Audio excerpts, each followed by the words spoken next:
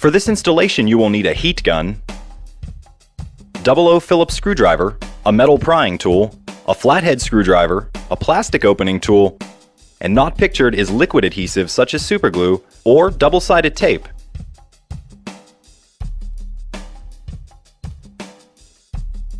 At a distance of about 2 inches from the screen, run the heat gun over the screen for approximately 5 seconds. Take the metal prying tool and start at the corner with the headphone jack. Insert the tool between the screen assembly and the metal case. Be careful as you will be dealing with broken glass.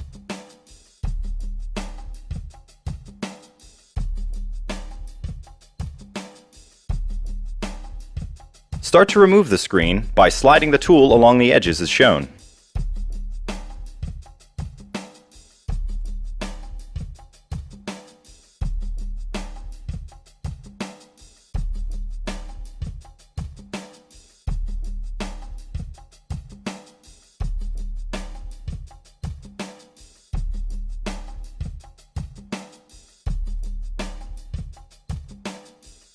Now, using a flathead screwdriver, carefully remove the bigger pieces of glass and adhesive along the side of the frame. We will now remove the 2 screws retaining the metal shield shown here.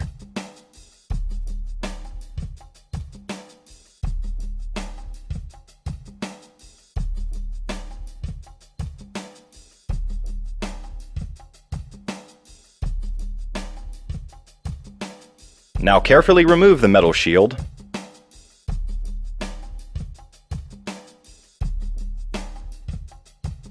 We will now remove the 2 ribbon cables shown here and here. It is just pressure holding the cable ends to the logic board. Pry them gently from the logic board.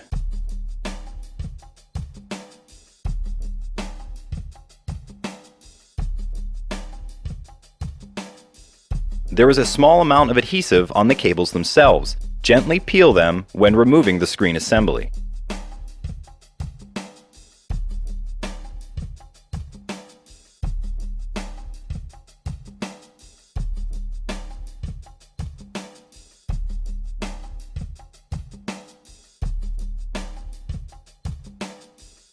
Once the screen is removed, finish cleaning the frame.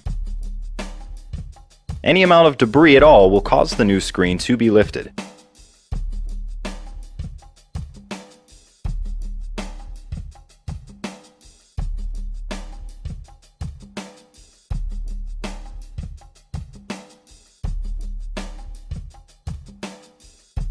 Take your new screen assembly and reconnect the cable ends to the logic board. Start with the cable on the left, followed by the cable on the right. The cables on the screen assembly are shown here in greater detail. The ends of the cables sit on the logic board using only pressure. They are a male and a female end.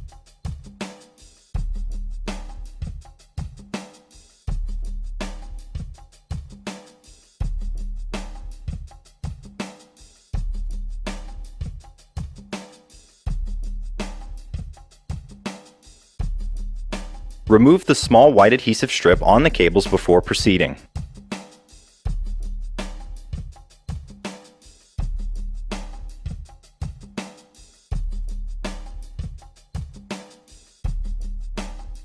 When seating the new screen assembly, make sure the cables sit inside the iPod and will not be pinched when closing the screen.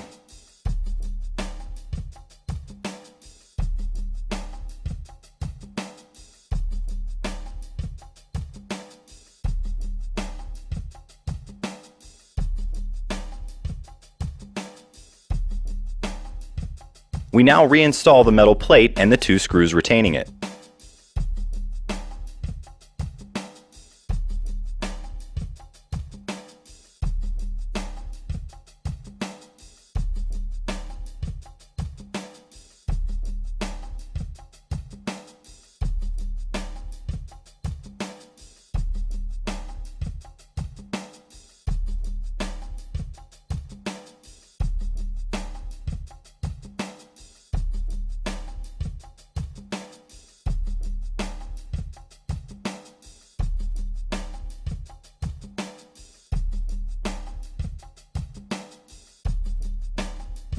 peel the protective film as shown.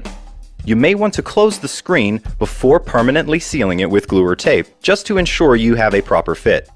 We will now adhere the screen assembly to the iPod using superglue, though you could cut pieces of thin double-sided tape to length if you would like to use that instead.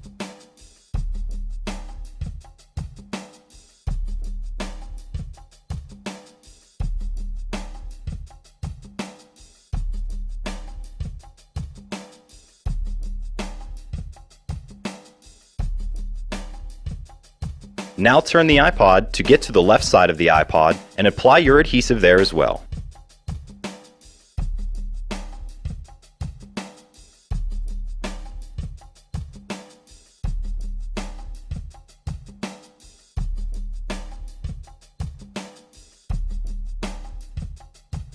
Apply a small amount of pressure to seat the screen assembly to the frame.